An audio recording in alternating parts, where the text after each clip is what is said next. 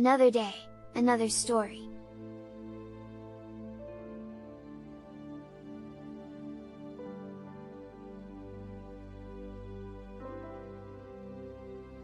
Old French fairy tales.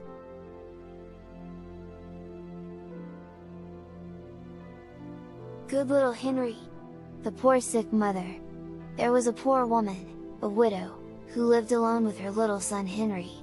She loved him tenderly and she had good reason to do so, for no one had ever seen a more charming child.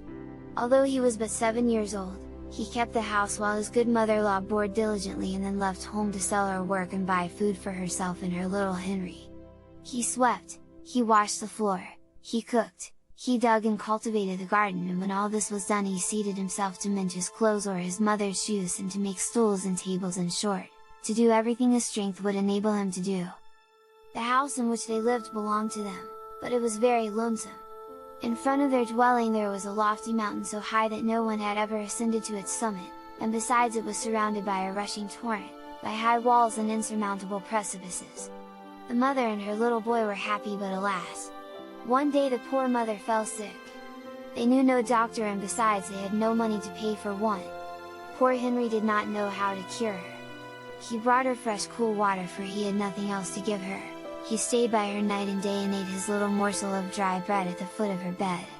When she slept he looked at her sadly and wept. The sickness increased from day to day, and at last the poor woman was almost in a dying condition. She could neither speak nor swallow, and she no longer knew her little Henry, who was sobbing on his knees near her bed. In his despair, he cried out, "Fairy Bienfaisant, come to my help! Save my mother!" Henry had scarcely pronounced these words, when a window opened and a lady richly dressed entered and in a soft voice, said to him, "What do you wish of me, my little friend? You called me, here I am." "Madam," cried Henry, throwing himself on his knees and clasping his hands, "if you are the Fairy Bienfaisant, save my poor mother who is about to die and leave me alone in the world." The good fairy looked at Henry most compassionately, and then, without saying a word, she approached the poor woman, bent over her, examined her attentively, breathed upon her and said, "It is not in my power, my poor child, to cure your mother, her life depends upon you alone. If you have the courage to undertake the journey I will point out to you. Speak, madam! I entreat you to speak! There is nothing I will not undertake to save the life of my dear mother." The fairy replied, "You must go and seek the plant of life, which grows on top of the mountain that you see from this window.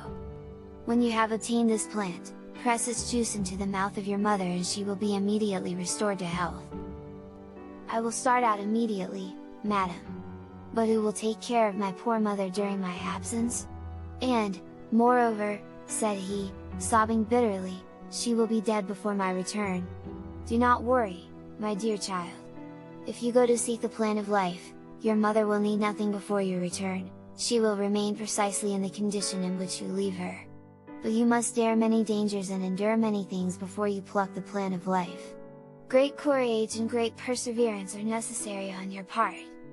"I fear nothing, madam, my courage and perseverance shall not fail. Tell me only how I shall know this plant amongst all the others which cover the top of the mountain. When you reach the summit, call the doctor who has charge of this plant, inform him that I have sent you and he will give you a branch of the plant of life." Henry kissed the good fairy's hands and thanked her heartily, took a sorrowful leave of his mother, covering her with kisses, put some bread in his pocket and set out, after saluting the fairy respectfully. The fairy smiled encouragingly at this poor child who so bravely resolved to ascend a mountain so dangerous that none of those who had attempted it had ever reached the summit. The crow, the cock, and the frog. Little Henry marched resolutely to the mountain, which he found much more distant than it had appeared to him.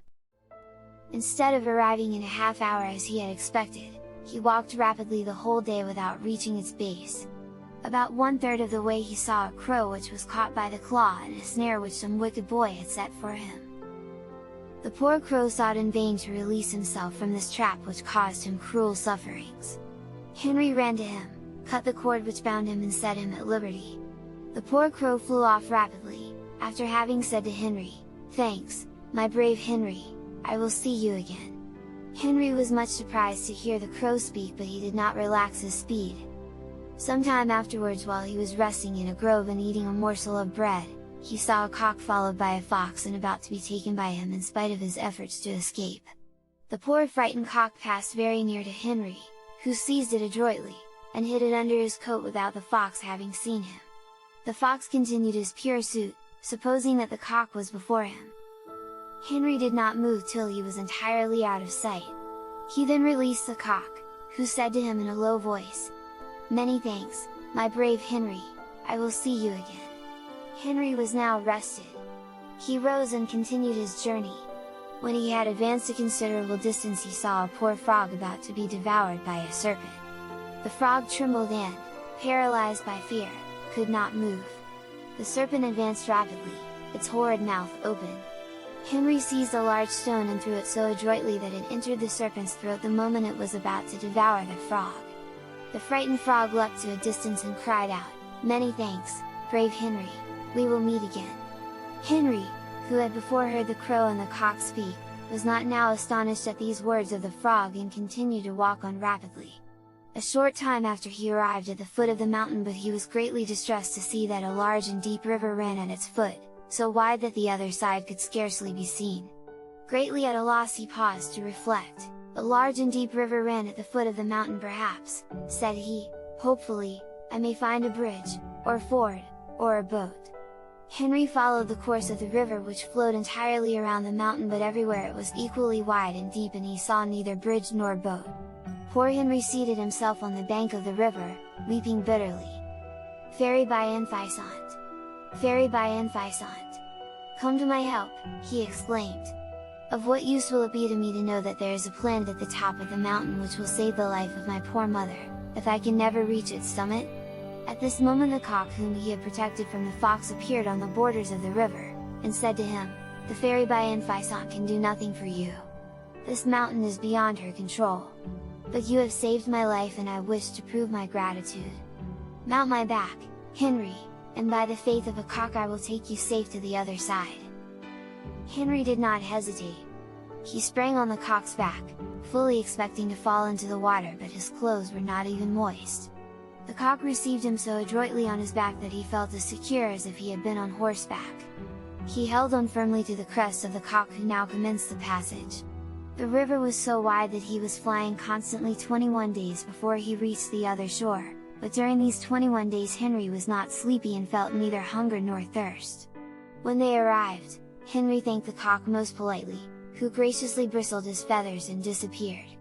A moment after this Henry turned, and to his astonishment the river was no longer to be seen. "It was without doubt the genius of the mountain who wished to prevent my approach," said Henry. "But, with the help of the good Fairy Bienfaisant, I think I shall yet succeed in my mission." The end.